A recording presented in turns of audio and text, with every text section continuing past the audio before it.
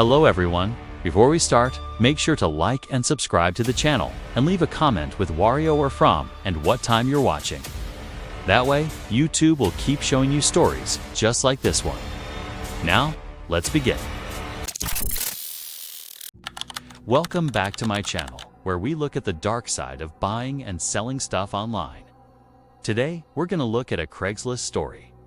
These stories always remind me of a super route. When you decide to use Craigslist, make sure you deal local. If something seems too good to be true, it usually is. So let's see what this guy learned. He says he was 20 years old and still driving his grandpa's old Buick that he handed down, and he hated it. He wanted to drive something cooler and something more age-appropriate. Well, he was making decent money, and he wanted to buy a Mustang. So he started searching Craigslist, and within a week, he found something that seemed unbelievable. A 2013 blue Mustang GT convertible, manual transmission. No accident history with only 32,000 miles on it, and the shockingly low price of $16,000. I would have been suspicious of the price alone, but he continued on. He saw the ad was just posted 4 minutes ago, so he knew he had to act fast. He called the number listed, but it just went to voicemail. He called again, and this time on the fourth ring, a man picked up the phone. He told him he was interested in the car, and he started laughing and joking around like how he had just listed it a few minutes ago. He honestly sounded almost too normal and friendly. He gave me his address, and I told him I'll be over at 6 o'clock to check it out. After hanging up and realizing this guy sounded normal, he was just so excited to think that he just found such a good deal. He geeps the location. It was a long drive, about an hour. It took him far away from the suburbs that he was used to. The GPS said 2 minutes remaining in the drive, and he was kind of confused. The area he was in was very rural and poor. He pulled up to what the GPS said was the house. It was a shitty, run-down old thing. He felt uncomfortable with even getting out of the car. In fact, he just sat there looking at the house for a good 5 minutes, trying to decide if he should even go and knock on the door. An hour isn't by any means a short drive, but when something seems as sketchy as this seemed, you would understand. He saw the lines from the window begin to shake, and then the front door opened.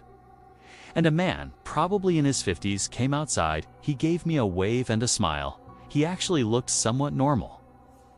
He turned the car off and went out to greet him. He asked him where the car was, and he said it was in the garage. He told me to follow him back inside.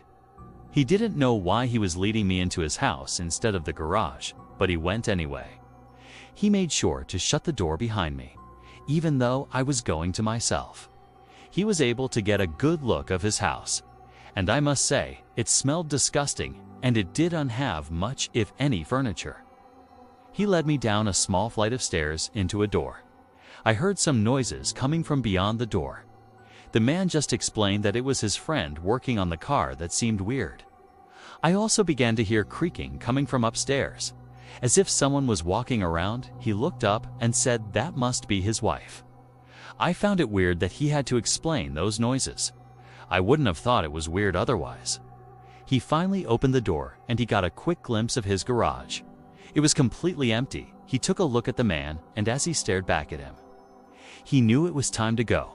He didn't say anything. He just turned around and ran for the door, but somebody was standing there blocking it. He offered to give them all the money in my wallet to let me go, and then the first guy walked into the room with some sharp metal tool in his hand. I don't know what it was called, but I fled from the room in the opposite direction of the front door, and thankfully found the back door. I fled into the backyard and went around the house to my car. He made it inside and started the engine. He stared at the house. One more time, nobody followed me. I saw the front door open again, and the two men from inside stood behind the storm door and just seemed to stare me down. He gave them the finger and drove off halfway down the road before calling the cops. He stayed nearby until he saw the cops pull up to the house. The two men, or however many people were in that house, were gone. Nobody had actually lived in that house for years. He went home, nights feeling angry and disturbed, but also grateful that he escaped with his life.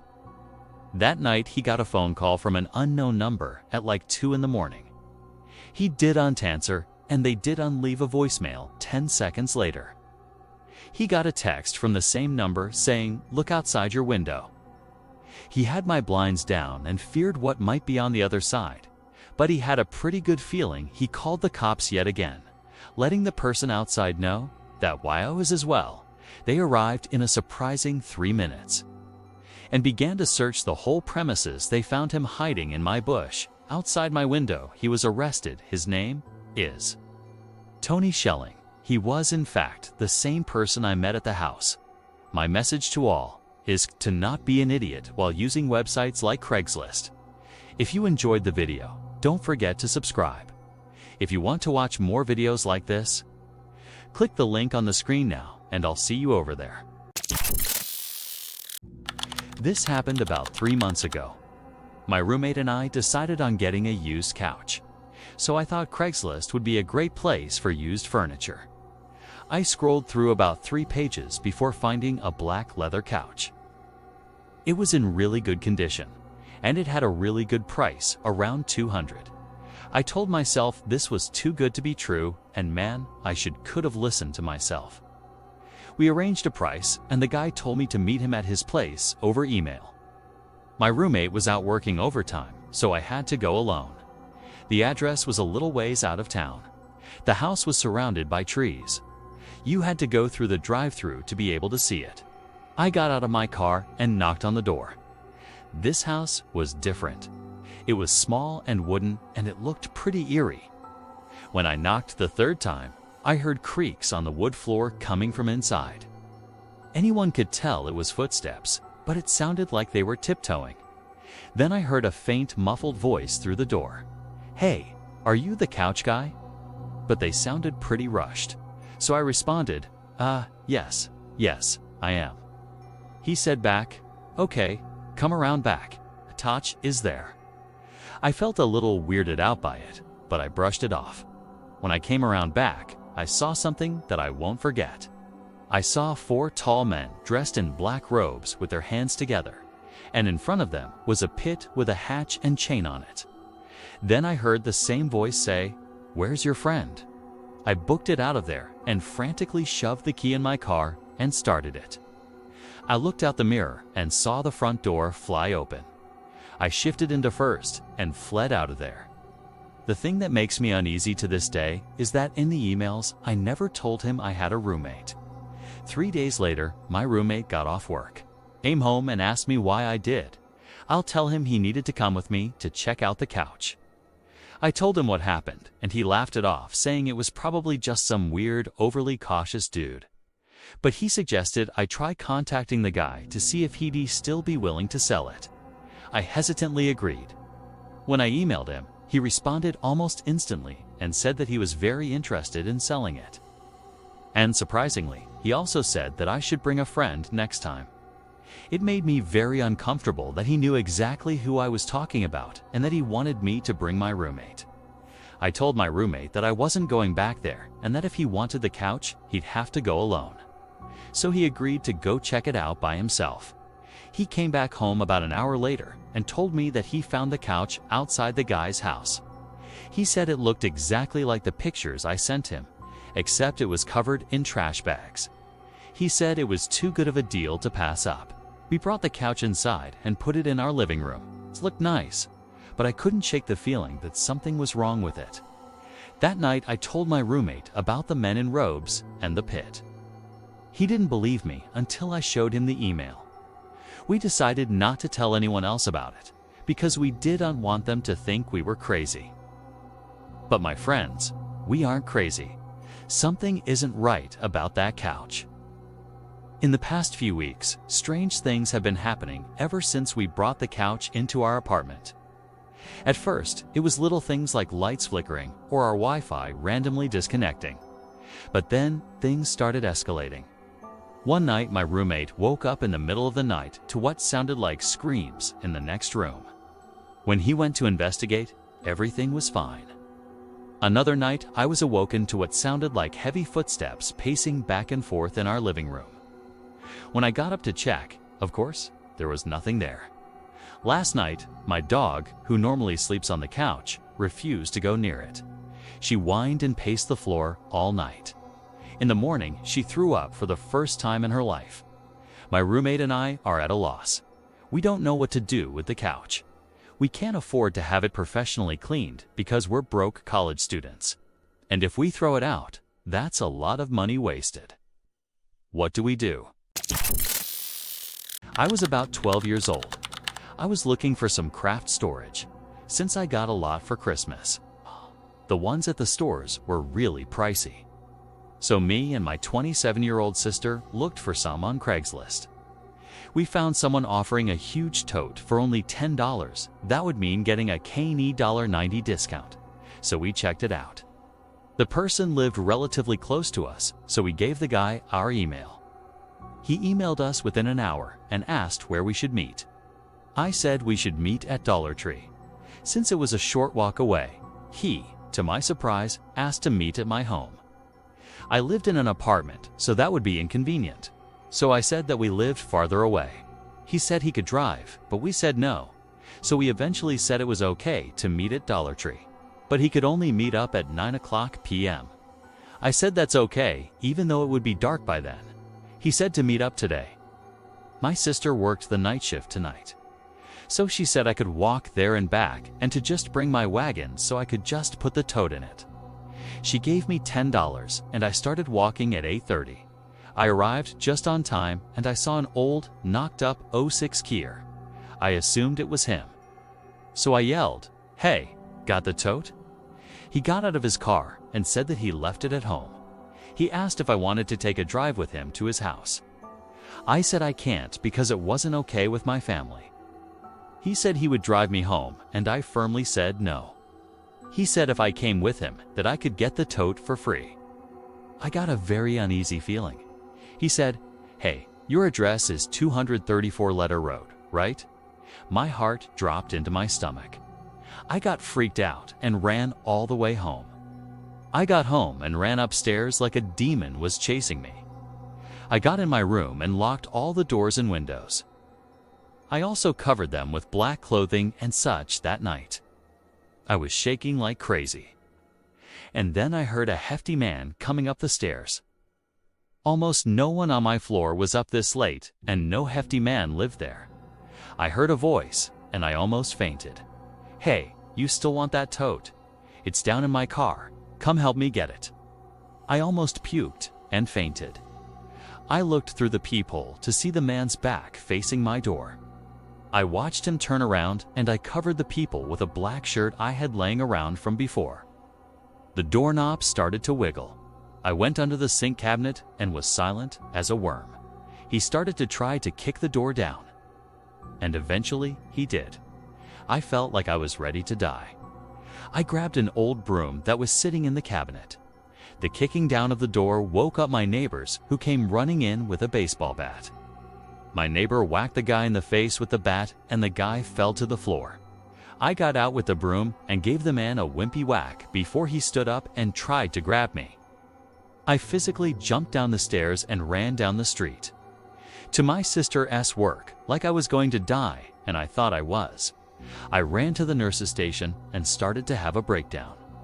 I was crying and almost throwing up, and the nurses looked at me like I was just raped. I told them that a man was following me and was going to kill me. They got my sister and called the police. It turned out he was a serial rapist. Me and my sister moved and she went away to college. That was terrifying. The fact that the guy knew her address and that he brought the tote over was a bad idea.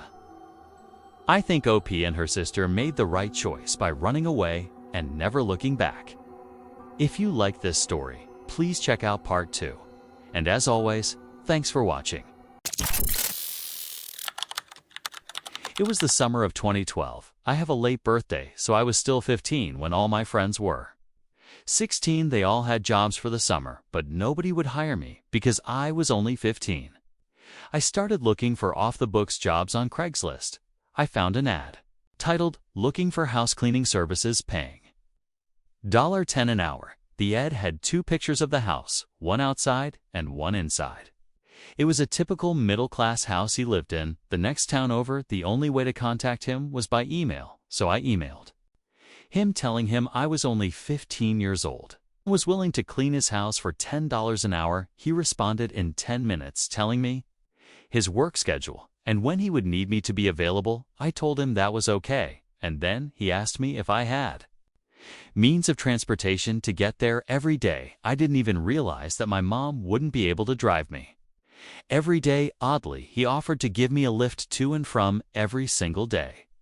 He said he worked close, so coming home to give me a ride wouldn't be a problem. I agreed without even asking my mom, so the man asked for my address. I gave it to him, and he said he would be over at 8:30 a.m. on Monday to pick me up. Come Monday, I met him outside. He drove a black '05 Nissan Maxima. He himself had a black beard and a Mets hat on. He didn't seem dressed, ready to go to work, but I didn't think much about that. He introduced himself as James and then dropped me off and gave me the key. He told me to just straighten everything out and such, then he drove off in a hurry. I found it really weird that he trusted me, a 15-year-old he had never met, to be in his house alone. His house wasn't even a mess. All I did was just fold some clothes, wash some dishes, and used a hand vacuum to clean some of the carpets. The only problem? It was extremely hot in the house, even hotter than outside. It seemed all the windows were sealed shut, and I didn't want to turn on the AC without permission. This went on for 6 hours before he came back, handed me $60, and dropped me off back home. It seemed extremely nice, and I felt I'd lucked out finding that Ed. This went on for a good 2 weeks, and my mom was okay with it, since James was actually paying me. Then one Friday night, I woke up feeling really thirsty, so I got up to get some water. I looked out my window, and I saw somebody standing there looking into my room. I screamed, and my parents came running over, but the person outside took off before they got there. The next time I went in, it was at least 100 outside. I asked James if I could turn on the AC, but he said it was broken. He told me to just take off my clothes if I got hot. I laughed, thinking he was joking, but he was serious. I felt really uncomfortable after that. He dropped me off, and I did the same work that I had been doing. It was at least 105. In the house, I had to work shirtless and constantly go outside where it was just a little cooler. The day dragged on, but I just barely made it through. The next day, on the way to his house, James told me that he had the day off from work. He told me he would just help me out. I was not happy to hear this. I would rather just be alone in the house. He seemed to slowly follow me into whatever room I went to clean. I eventually had to go to the bathroom, so I ran upstairs and made sure he wasn't following me. But in the bathroom, I made a shocking discovery. Up in the corner of the room, I found a small camera pointing from out of the wall, just barely visible. I scanned the room for more, and sure enough, there was one in the bottom corner as well. I started searching the whole bathroom for more cameras. I checked under the sink, but what I found was much worse. There were 2 huge stacks of VHS tapes, each one with a sticky note attached with someone's name on it. The one on the top was my name. I almost threw up then and there.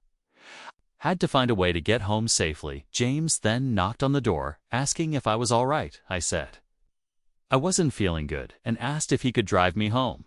He said okay. I stepped outside and he told me he had to go as well, so he stepped in too. The bathroom for the first half of the car ride, he didn't say anything to me, and the road he was taking me on wasn't familiar. In fact, I noticed that the direction we were heading in was the complete opposite of my house. Where are we going? I asked. He looked at me and said, "What were you doing in the bathroom?" I started to panic. I didn't answer, so he asked again in a much angrier voice.